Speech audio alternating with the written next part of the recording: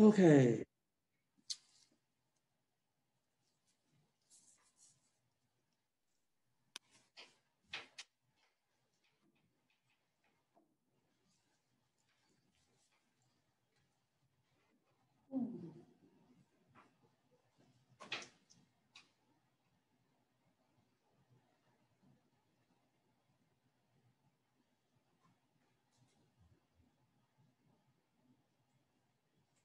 I'm going to get 60, right?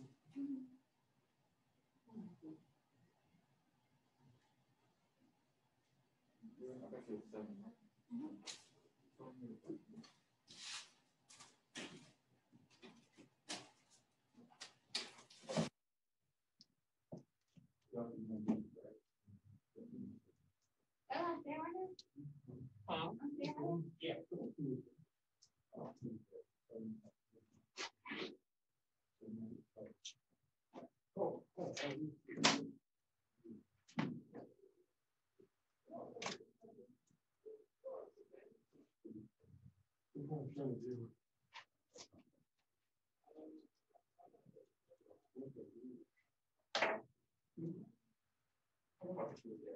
One second.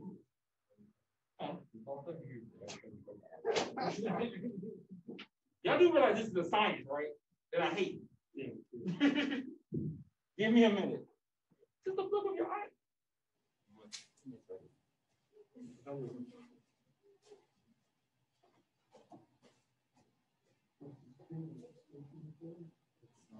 B come to 12. Mm-hmm.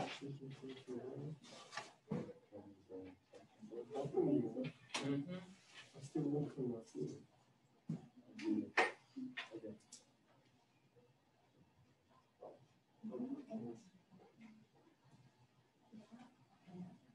Miles come to 14.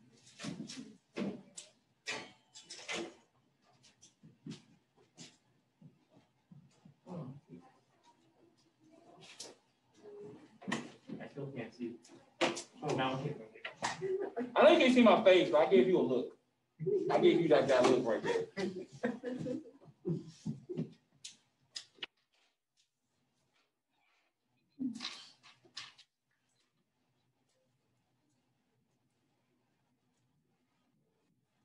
All right, come to 18.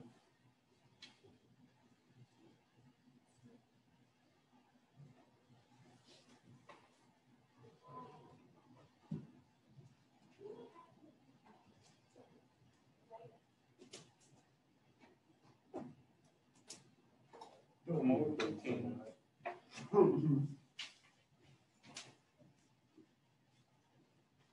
Are y'all good where y'all at? Y'all chill? All right.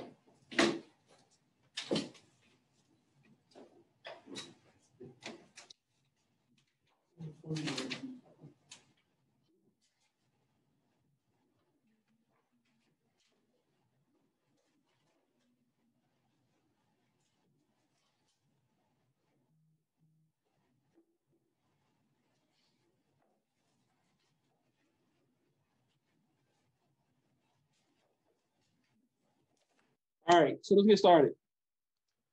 Oh, okay, so everything here, this is a station, like safety implies I often have you guys move around the station. Most likely probably outside because it seems like it's a pretty decent day. I hate being in the building all day. So because we're not outside and we're not all together, we're gonna walk through the stations together. But this is all online, so if you guys need to go back and finish it, you can, okay? But I want to try to get through as much as we can right now. So the first thing we're gonna do is talk about the history of jazz. So these are the questions you guys are gonna have to answer, okay? You do not have to write down the questions. So like say, you just write down Louis Armstrong, you can write down birthplace of jazz, like kind of abbreviated, and that's still fine for being like graded, okay? Cool, so the first thing we'll answer is, which city is Louis Armstrong from? What city is considered to be the birthplace of jazz? Name two of the jazz musicians. What dance craze was popular during the 1920s? Define Harlem Renaissance. And then we'll talk about also what these people are famous for: Langston Hughes, Billie Holiday, Duke Ellington, and Zora Neale Hurston. Okay, so this will kind of like really wrap up the Harlem Renaissance. You guys online, y'all still can follow me and hear me, yes? Okay. Now, I'm going to do this kind of with some level of equality. The reason I say that is that this is based off of a website.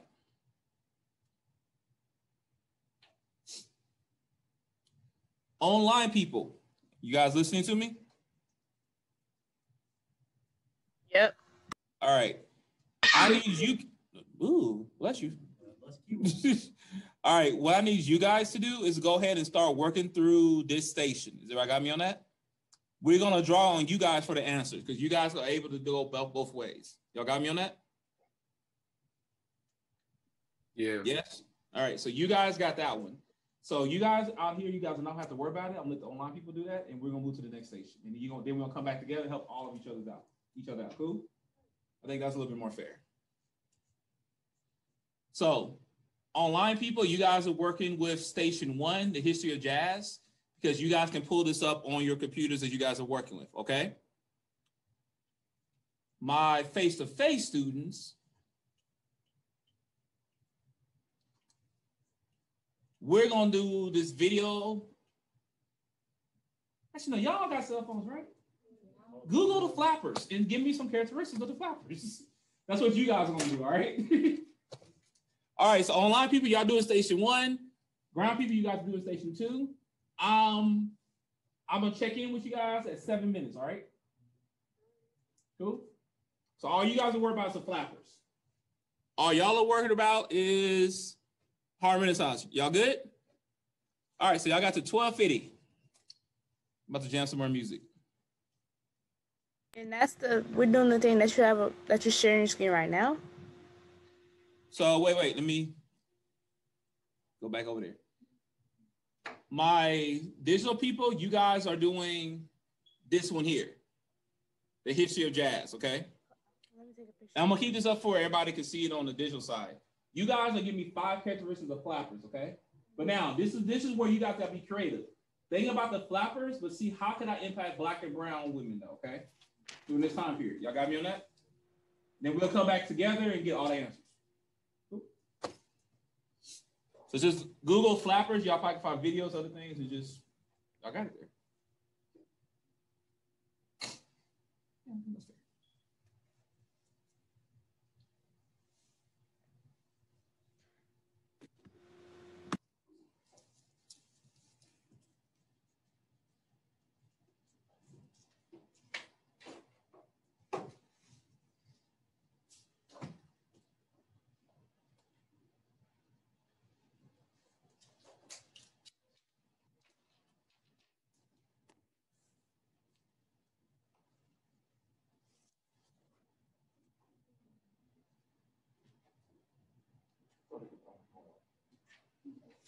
Yeah, I can take those people.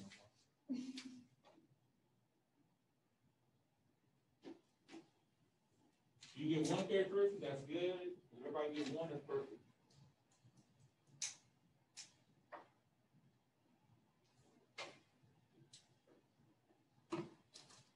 Were there a lot of people in the cafeteria? No. It was so weird. It's different, person. It looked like the prison chow line. Are you serious? Yeah.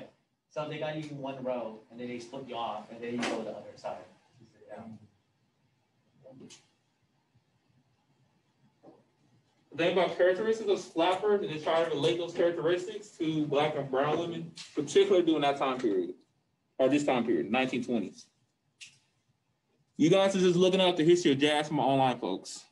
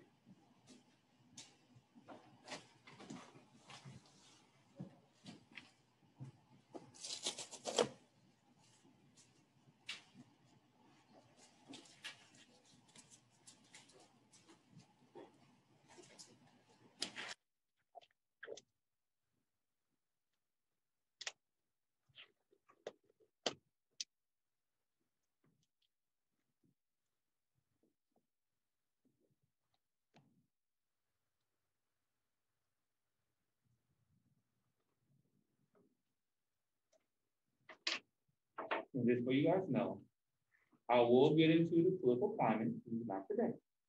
So I can't be unbiased. I'm on the way to see how things go out, okay? It's coming. It's not.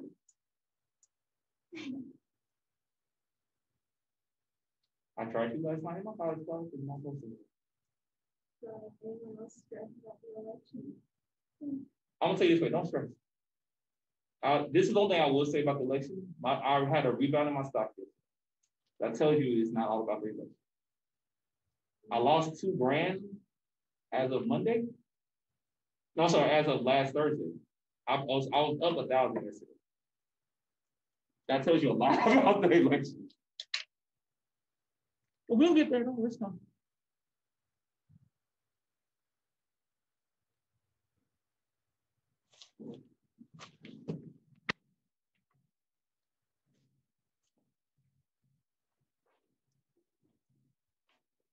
Okay, so we need to go to where it says Unit 5.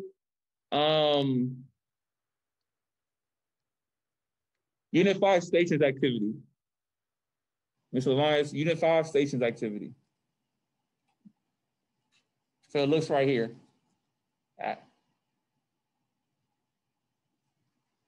Unit 5 stations activity.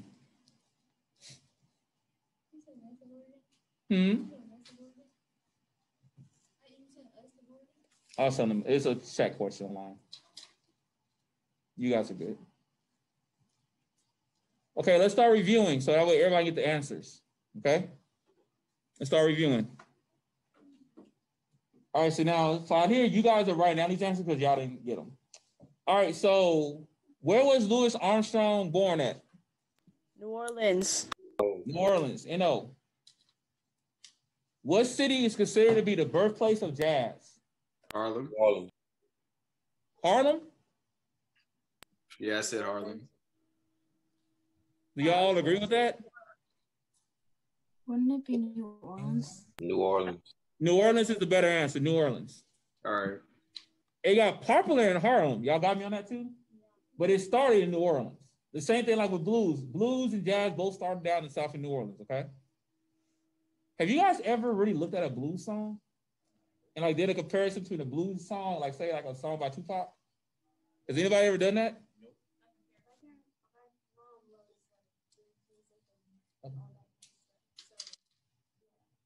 Y'all doing that in the next 2 weeks. I want y'all to be able to see how they're very similar, how they kind of depend on each other, okay? And then I'll let y'all do another one to Drake, because that's the only person I can think of. Anyway, it's coming up. Name 2 other jazz musicians of the 20s. I got Joe Oliver King and Johnny Dodds.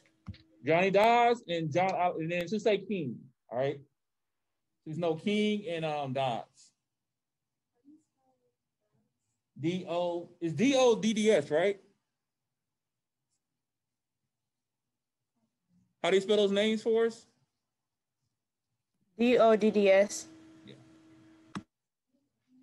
King and Dodds.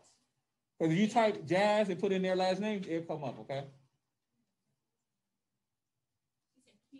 King, yes, King, like Dr. King. All right, define the Harlem Renaissance.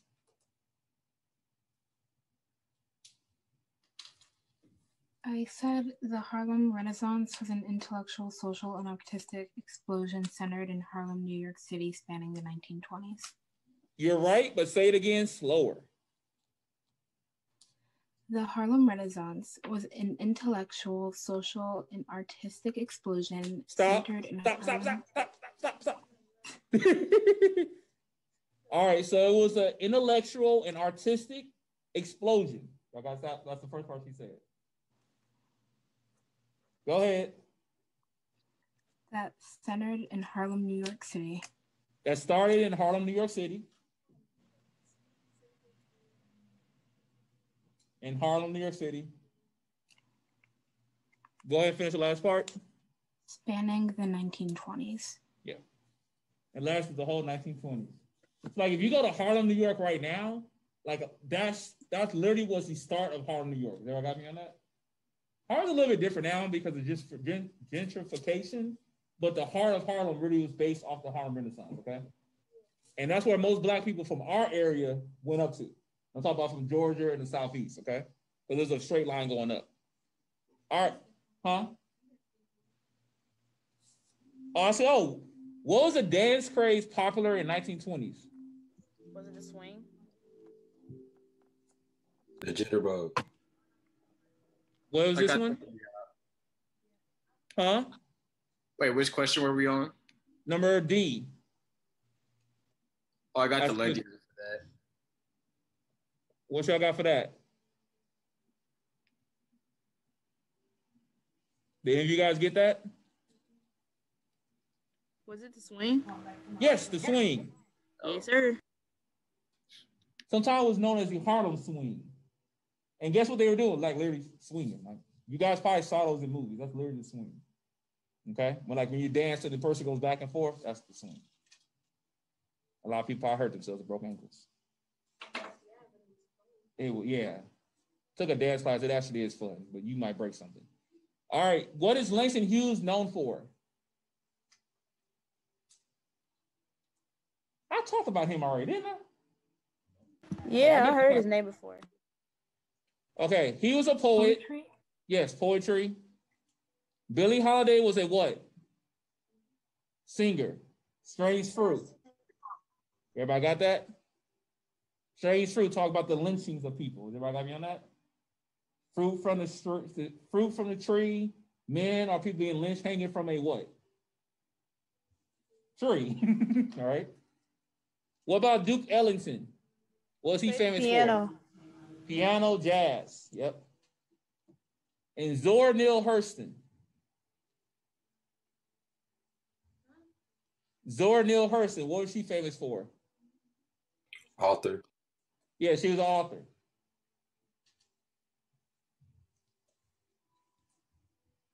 Okay. All right, flappers. So let's switch back up. Give me some characteristics of flappers. They are very brash. And what does brash mean? What does brash mean? I'm coming right next to you. Brash is like out there. Yeah, they're very out there, flamboyant. In your face, wear bright clothing. What did you have? Did you put sweet? Yeah, they're still sweet-ish. And I'm gonna say maybe because they're more young, like the idea of innocence. Huh? They did a lot. Yeah,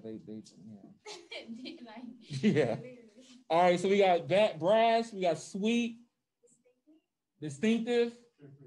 They were very much careful. That's what I was looking for. They did not care. And that's not the word I want to use. They did not care. They did whatever they wanted, and it was like totally like the next level of the women's rights movement. Everybody got me on that? Now, by this time, did they have the 19th Amendment yet? Yeah. Basically, they could vote. They said, okay, I can't use that word. They said, forget it. I'm going to be who I'm going to be. Everybody got me on that? A lot more brash. Let's get one more. Anybody got one more? Yes, they're revolutionary because they did everything outside of the norm. Everybody got me on that? They're very much different. Again, ladies, everything that you guys do right now is because of them. You can all tie it back to them. Okay? All right. We're going to skip this one because this here, I need to give you guys copies of the book. Obviously, I can't do that because I'll kill a whole bunch of paper. So we're skipping that one. Pan-Africanism. Okay? Everybody got me on this one? We're going to talk about Marcus Garvey. So everybody, you have to use your phones. Everybody, both online. If you're online, you guys can hit this link here to go to biography. In the classroom, y'all start looking up answers and just tell me the answers, okay? We got the first one to be what organization did he found? What was the primary goal? Why did FBI oppose him? And then why was he deported? Whenever you got A's, just throw it out there.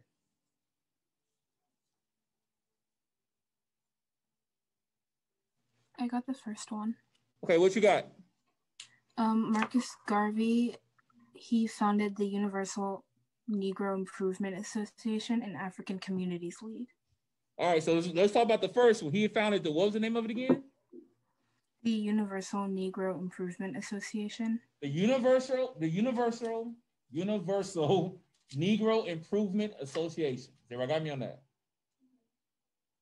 UNIA, if I'm not mistaken. We got that one? What was the goal of the organization? Say a little bit louder.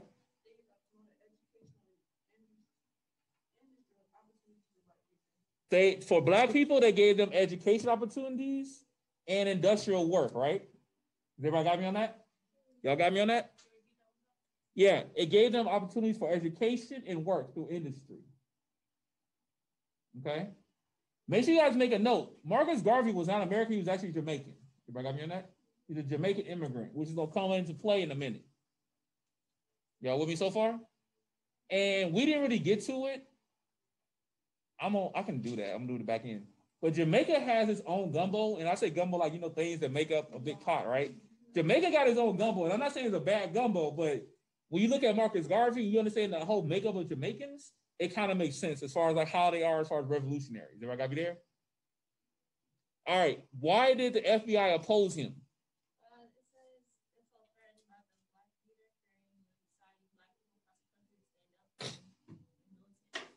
Yes, he was the first Black militant leader. I'm saying that in air quotes. But they opposed him because they was fearful of his organization, like fearful of him getting people together. Is everybody on both sides got me on that? Say it one more time. Yeah. So Marcus Garvey was the first revolutionist in America as far as, you know, talk about, you know about Martin Luther King, you know about Malcolm X, right? Before all them, there was Marcus Garvey. And the FBI was very much afraid of him because he was organizing people. He was giving people, just for lack of a phrase, he was giving people education, jobs, clothes. And I mean clothes like back then, you know how we love Jordans now, right? The way we love Jordans back then is a good suit back then. You see what I'm saying? Giving men and women suits and clothes to wear, that's revolutionary. That's like Michael Jordan, which he would never do this, gave everybody, wouldn't that be crazy? He just gave everybody a pair of like retro Jordans. You know how good some people be feeling? Y'all understand what I'm saying with that? Some people either got their Jordans jacked, they can't afford them, or never had them. They all feel good, right? That was how Marcus Garvey was with giving people suits and clothes. You guys follow me on that too? All right, and then he was eventually deported. Why? Why was he deported? Mail fraud. Y'all got me on that? Mail fraud. I have seen so much information, literature saying it wasn't really true, but once you get the government involved, you ain't gonna win that one. So he got deported because of mail fraud. Is everybody good on the idea of Pan-Africanism? Who else talked about Pan-Africanism later on in history? It was in the 60s. Marcus Garvey. What? No, we're talking about Marcus Garvey now, so not him. Oh. His last name was X. Malcolm X. Is everybody got me on that? Malcolm X. All right. I apologize. There's one of the best books I ever got in college, and it's in the women's studies class. It's called Venus in the Dark. These pages right here really kind of allow you guys to see how the woman's, because we talked about the flappers earlier, right? How the image of a woman, specifically in this case here in the 1920s, a Black woman was seen by the rest of the world as far as both negative and positive. Everybody got me on that? I will bring this back to you guys and I'll post it online and we'll do like a little quick review so you guys can see it. But if you guys ever want to get a book to really understand how the image of a woman plays out in history, get this book here called Venus in the Dark. Is everybody got me on that? So I'm sorry, I forgot it, but it happened. All right, we're doing the AEIOU. So everybody get their paper together. I'm going to show y'all this video, okay? So we all going to do an AEIOU. So online people, you guys can just watch the video with us. So you guys will give me an adjective. Tell me about some kind of emotion. Something you find interesting. Something that made you say, oh. And then something you have a question about. If you don't have a question, that's fine. But make sure you guys have everything else. Really make sure you guys internalize this because we're going to be doing these a lot for the short films, okay? So make sure you guys have your paper. We're doing about 2 or 3 of these, but just get the AEIOU. The first one will be on the 1920s, okay? Everybody got me? First one will be on the 1920s. You guys with me? Online people? Yep.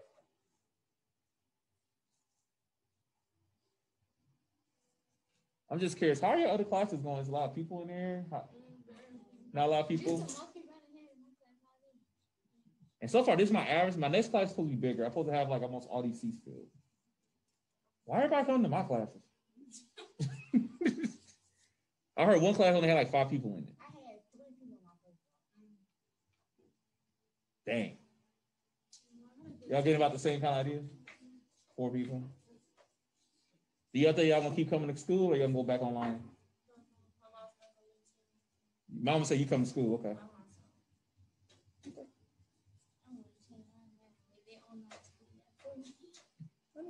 Okay. I'm really curious what's gonna happen next semester though. Everyone comes back and we all get sick. I don't think they're gonna. Well, they already said they're gonna allow you to have options. It's still gonna be another option because like you can go online and pick which way you want to go, but we're gonna find out. All right, so this is a short clip, okay, everybody? Short clip, A-E-I-O-U. Get as many vowels as you can the first time, okay, y'all? And we're gonna keep watching. Again, y'all go back and watch this again later. Cool? So the 1920s. The 1920s were a time of enormous social and cultural change in America. War-weary Americans elected Warren G. Harding as president in 1920. Harding promised a return to normalcy after World War I. He wanted to isolate the United States from the rest of the world and focus on issues at home.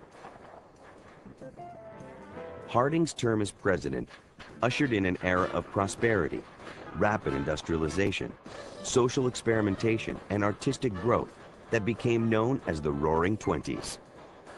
At the close of World War I, the United States had slipped into an economic slump. President Harding and his successor, Calvin Coolidge, believed that the country's future lay in big business, and they worked to support industrial growth. As a result, unemployment dropped, production increased, and wages rose. Americans earned more money. They invested more of it in the stock market, and the market soared. Many people borrowed money to invest in the booming market. During the Roaring Twenties, Americans enjoyed the highest quality of life in the world. Basic utilities such as natural gas, hot and cold running water, and electricity became widely available.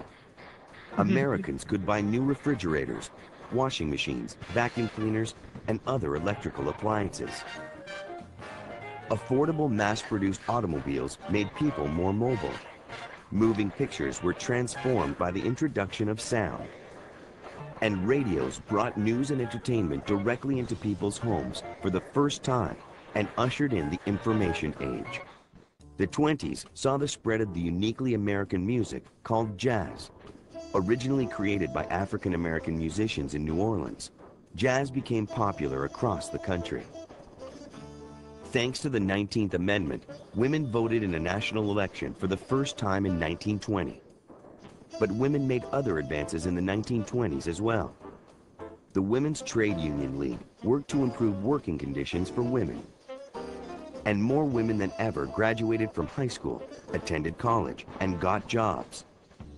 Young women in particular benefited from these changes. Some women, known as flappers, adopted a new style of dress and behavior that challenged many accepted social norms. But the 20s were also a time of religious, racial, ethnic, and political conflict. After years of lobbying by members of the temperance movement, the nation approved the 18th Amendment in 1919. This new law made the production, distribution, and sale of alcohol illegal. It ushered in a period called Prohibition. Almost immediately, thousands of illegal bars sprang up. Called speakeasies, these hidden bars became popular places to gather. Bootlegging, the illegal importing of alcohol, also became widespread. The largest groups of bootleggers were organized crime gangs. These gangs were often led by powerful figures such as Al Capone, who used violence and intimidation to create sprawling gangland empires. Although it remained a law throughout the 20s, Prohibition became increasingly difficult to enforce, and the rise in crime it produced became a serious problem. Fear of foreigners was common during this decade. So everybody see what I'm doing, basically summarizing this for y'all. Okay, so this is literally like the whole 1920s for you guys in one big summary, okay? Y'all got me online too? Okay. Many Americans became anxious when communists took control of Russia because they feared the same thing could happen at home. This fear became known as the Red Scare, and it led to the rounding up and mistreatment of thousands of people suspected of being communists, socialists, and anarchists. Fear and intolerance also led to the growth of the Ku Klux Klan. This group rejected the notion of racial equality. At its height in 1924, the Klan had more than 4 million members, including politicians and members of law enforcement. When did it, this is a review question. When did the Ku Klux Klan get started though? After what major event? Who remembers? The Civil War. Huh? The Civil War. The end of Civil War. So end of slavery, the Civil War, and Reconstructions. Everybody got me on that? That's when the Ku Klux Klan got started, because remember, they were trying to stop people from voting. They got me on that? Okay. New immigrants and members of minority groups were often persecuted during the 20s. Economic problems also loomed. The country's wealth was largely controlled by a small portion of the population. Top businessmen reaped huge benefits. But many workers and farmers struggled to make a living and often went into debt. This growing divide between the rich and the poor, along with a decrease in industrial production and overspeculation in the stock market, set the stage for a looming economic crisis that would bring the Roaring Twenties to a screeching halt. So what ended the Roaring Twenties? The Great Depression and the stock market crash. Everybody got me on that? Which kind of makes sense. You have something that big, it's going to stop whatever's going on, right? All right, let's go to the next one. Any questions from anybody on the 1920s? Yes, no? Good? Okay. All right, so now, has anybody ever heard of Scots? We're doing another AEIU on the Scottsboro Boys. You about to learn about it now. You say you have? Don't say nothing yet, okay? We're about to learn about the Scottsboro Boys. Mr. Tidwell. Yeah. Do you have a link to the first video? Or is it inside the thing? It's inside the presentation on my blog. All right, cool. Thank you. Yep. All right, so we're gonna do another AEIU. We kind of know about the Great Depression. We did that a little bit earlier, right? Now I want to focus on this one event called the Scottsboro Boys, okay? Same thing, AEIU, adjective, emotion, something you find interesting, something that makes you say, oh, y'all might get a lot of O's out of here, okay? And write down all your O's. Don't say nothing yet. And then you might have some ums too, and that's fine too, okay? All right. So let's go ahead and click on this video. It's a YouTube video and get started. Dum, dum, dum. This program is brought to you by Emory University.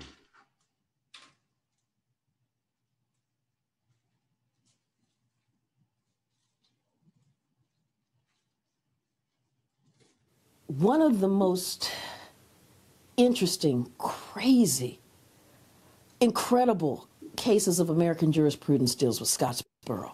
Again, you can't understand unless you've got the context of the Great Depression. You have folks riding the rails looking for work just because they can't afford to, I'll go find this job here. So they're just hopping on a train and riding in, trying to find work wherever they can find work.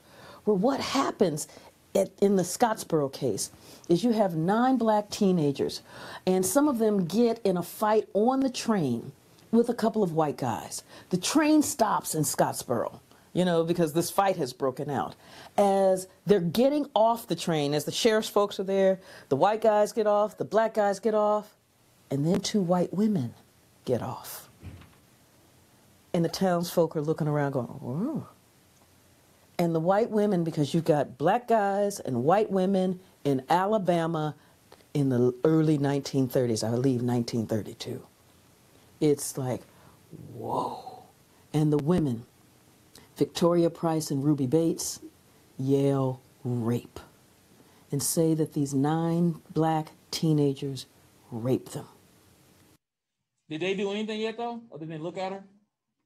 And that sometimes could be a federal crime, though. Huh? They didn't. They literally looked at her. But keep in mind, we go further in the 1950s, you get to Emmett Till. He was killed by whistling at a white lady in Mississippi. They got me on that so far? Now you have 9 boys being accused of rape, and all they did was look at her. That's pretty much been found in most documents I've seen also, as far as my research, okay? Okay, let's keep listening. The town immediately took the 9 kids, hauled them in jail. There was a 1-day trial for these 9 kids that ranged from the age of like 12 or 13 to 17, known as the Scottsboro Boys. In this trial, Victoria Price described a horrific rape. Well, the problem was that the doctor who had examined these women said, there's no evidence of rape here. But that didn't stop the jury. The doctor now didn't testify that there was no evidence of rape, but it was very clear that he knew there was no evidence of rape, and he had told folks there was no evidence of rape. These 9 black teenagers were convicted, and rape was an executable offense in the 1930s. And so in a 1-day trial, 8 of them were sentenced to die in the electric chair. The youngest was sentenced to life imprisonment in an Alabama prison. Now, there are multiple problems with that story. One, Ruby Bates, one of the women who had yelled rape, recanted, said it didn't happen. Now, let me tell you what really happened here. We're prostitutes. And the Mann Act, the Federal Mann Act, says that we were afraid of getting, because you can't cross state lines for immoral purposes. And since we crossed over out of Tennessee into Alabama, we were afraid that we might get brought up on federal charges. So we were just trying to protect ourselves. And so we just said, rape. Another part of the problem was that first the Communist Party's legal wing hopped in there and took this case up to the Supreme Court to try to protect the Scottsboro Boys. Then the NAACP hopped in it. But a major Supreme Court decision was the Powell v. Alabama decision that came after this. Because think about this. You're on trial for your very life for a crime that never happened. Your court-appointed attorneys, one is the town drunk. I believe at the time he may have had a blood alcohol level of 0.2. I mean, lit. The other attorney in a capital case is probably in about the 4th stages of senility. So one of your attorneys is senile, looking for butterflies, and the other one is drunk, seeing butterflies. Now, the Supreme Court, even the Supreme Court in the 1930s went, really? No, come on. Come on. This is just too much even for us. And they remanded the case. They kicked the case back down. You got to try these fellas again. Well, what happens now that they've got a real legal team is that they began to construct the train and found out that many of the Scottsboro boys weren't even in the same car as the women. So how can a rape happen if the guys aren't in that car? They were convicted once again. Case goes back up to the Supreme Court. By the time there were so many egregious constitutional errors in this case that by the time the Scottsboro case is done, and eventually they start getting let out one by one by one by one, it took first 18 years for the last one. Imagine being in prison, in an Alabama prison. You are 17. You get out when you're 35 for a crime that never happened, a crime where one of the women has recanted, a crime where the evidence demonstrates that you couldn't have done this thing. This would be called an egregious wrong. You also had several who had escaped. Imagine trying to escape from an Alabama chain gang, but they managed to get out. Michigan refused. The Alabama tracked one down up into Michigan. Michigan refused, and think about this, a state refusing to extradite a convicted felon back to Alabama because Michigan looked up and said, this is wrong. This is just wrong. The last one was pardoned by Governor George Wallace sometime, I believe, in the 1980s. So imagine again, basically living in the shadows for almost 40, 50 years because of something that never happened, the charge of rape. I mean, Scottsboro speaks to so much in the criminal justice system. But what you also get in this is a series of Supreme Court decisions dealing with the right to competent counsel. Thank God. And the right to have a jury that is really truly a jury of your peers. Now, that is some amazing jurisprudence that is coming out of this case of horrific, egregious, unjust, justifiable. I have no more words for what happened at Scottsboro, but an egregious wrong that, in my eyes, has never been righted. Questions? Huh? Is it surprising though?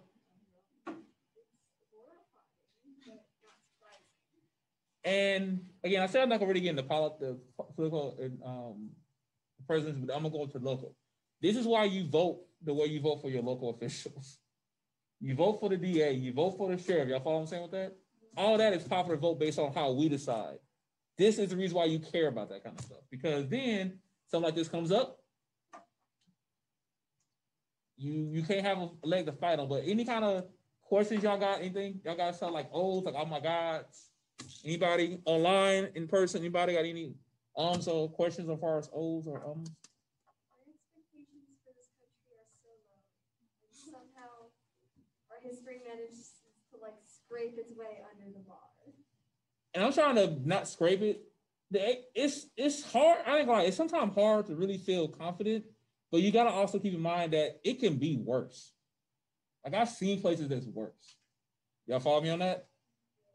There's a lot worse than there is. And then there's a lot of good too. It's just the fact that you gotta be aware. Y'all got me on that? Everybody follow me on that? You gotta be aware of where you're living and what's the environment and try to make things to make change. There's a lot of things that happen as far as I'm gonna say this about the election.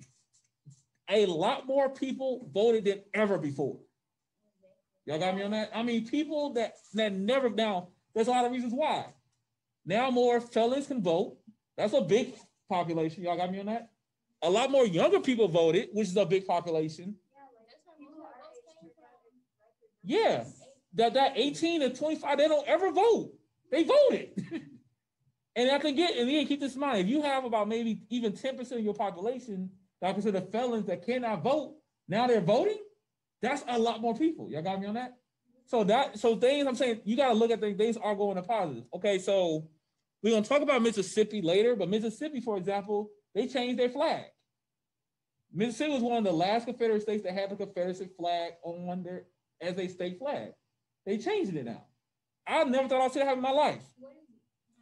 I can pull a picture of it, but I never thought that would happen. My mom is from Mississippi. I did not see that happening. And I'm not saying a good or bad, I just did not see that kind of change happen. Because it's so enriched in their culture, which I'm not mad at that as part of their culture. I would definitely say Confederacy is part of the Southern culture. Me as a person coming from California, I need to see certain things so I know where I'm at. If you erase it, I don't know where I'm at no more. Y'all follow me on that? But, okay, I had my mom from Mississippi, so I kind of knew. But still, I didn't necessarily know. Y'all follow me there? So there is change is what I'm saying. Even this class has changed. Y'all follow me on that? What happened to what? Yeah, I don't know. I know they changed a lot of the classrooms. They moved like everybody over the place, but I'm not sure though. He might still be here, but they changed a lot of the classrooms. Because they had me in 2 rooms before they actually settled me here. Okay, so now y'all know about the Scottsboro case, right? Remember that case as we move forward, though, okay? Y'all got me on that? All right, next up, you guys okay online? Okay. I'm feeling more This comfortable. program is brought to you by Emory University.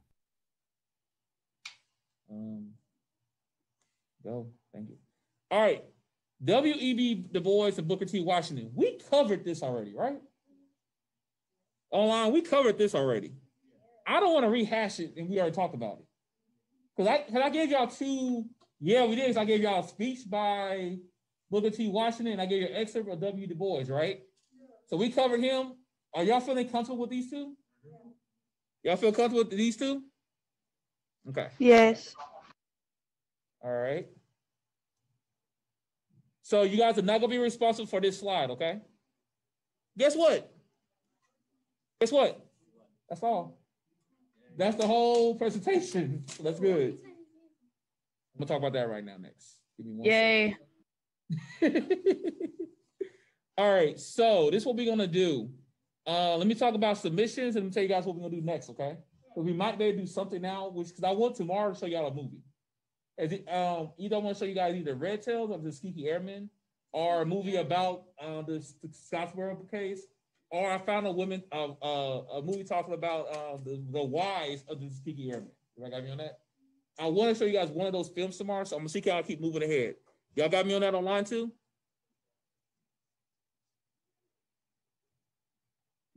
Okay, yeah. So let's go for real. Somebody tell me the time. How much time do I got? It's 1:24. I got some time. For the movie? We don't have time for the movie, but we have time to make sure we can watch the movie tomorrow.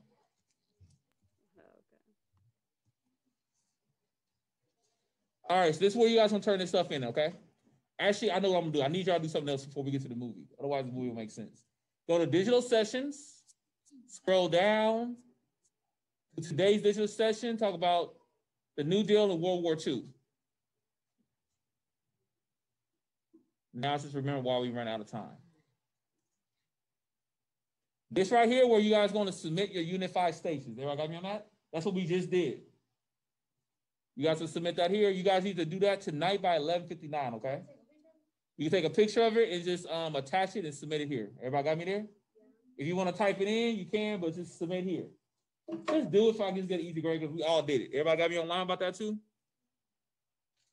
Yes. Okay.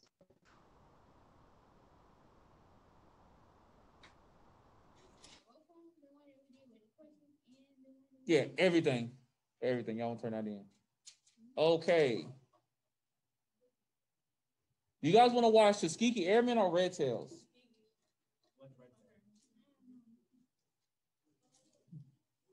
Online, what you guys saying?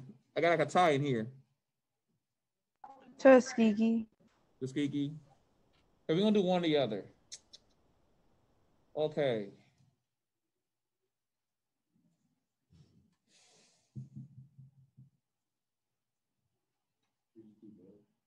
Yeah, let's do both. I'll make one in class, one optional. Y'all cool with that? Would you like the Wednesday game? Man, y'all disappointed me on that though. Like y'all disappointed me. Yeah, you do gotta have to do Google. What? No, I'm not showing up. Yeah. But yeah, we did a watch party and like I had like nobody. I'm kind of depressed. All right, give me 1 second, you guys.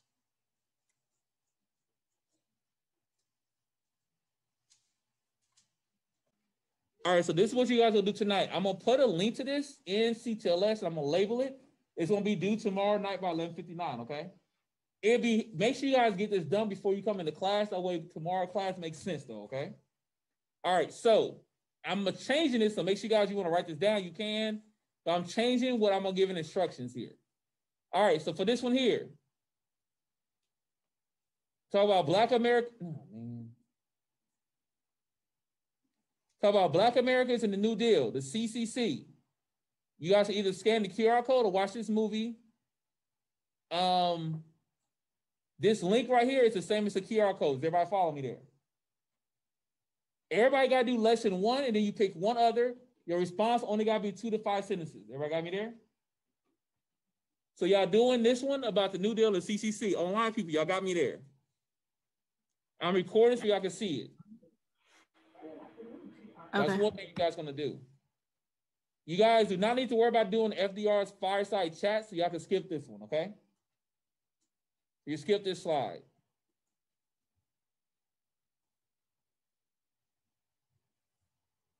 Y'all should have got this in U.S. history, or you got this from U.S. history. Blacks in the Social Security. You guys going to do this one, though. You guys here, you want to complete 2 of the lessons in the website. Your responses got to be 2 to 5 sentences, okay? Everybody got me on that? Yeah? Yeah. Okay. So be Blacks in Social Security. Latin Americans doing a New Deal. For this one here, you guys going to watch this video, or do you guys are not going to do AHA, you do an AEIOU. Does everybody got me there? No AHAs and HUDs. Everybody do an AEIOU on this website. Does everybody got me? How about Hispanics doing the New Deal? Do you guys do the AHAs and HUDs? AEIOU, everybody, okay? As long as you have something for every letter, I'm happy, okay? Y'all good there? Yes. All right, let me just show you guys what this list is going to be so for everybody's clear.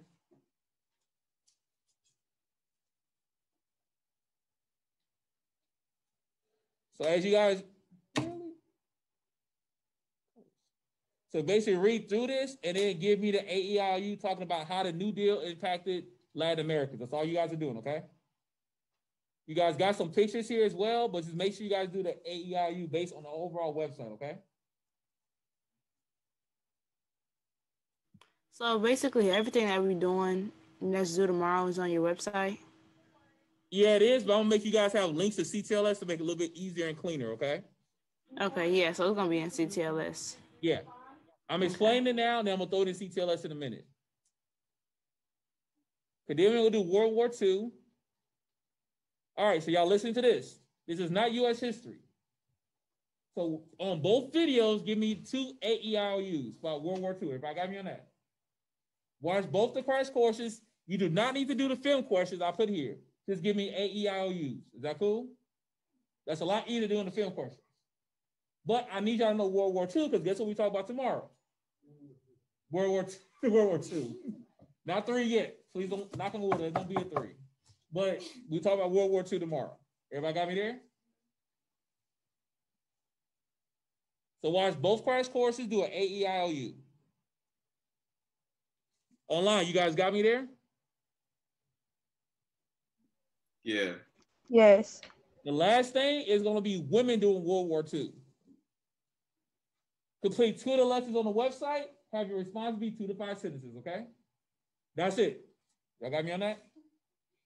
I'm saying that's it because if I added those fireside chats in the film questions, it becomes a lot longer. No, this is not an hour. Now, the other part is an hour. This right here, depending on your reading speed, I'll take that back. Depending on your reading speed, this should be about 25 to 30 minutes. Everybody got me on that? It should be. Y'all got me there? But then tomorrow, we'll recap and make sure you guys are good. Then we go ahead and watch the film, talk somewhere or another about the Tuskegee Airmen, okay? Everybody good? Questions? Okay, online people, I'm about to go ahead and post this on CTLS. You guys can go ahead and cut out and get ready. Y'all can go ahead and start doing this if you want to, okay? Yeah, I got one problem though. I can't hear you. I got one problem though. What the problem be? It's doing the same thing that happened when I tried to turn in the other stuff. Like when I tried to upload a file, it'd be like upload failed. Please contact your teacher for the new thing, for the station thing. Okay, I know what that is now. What browser are you using? I'm using Chrome. Okay. Hold on a second.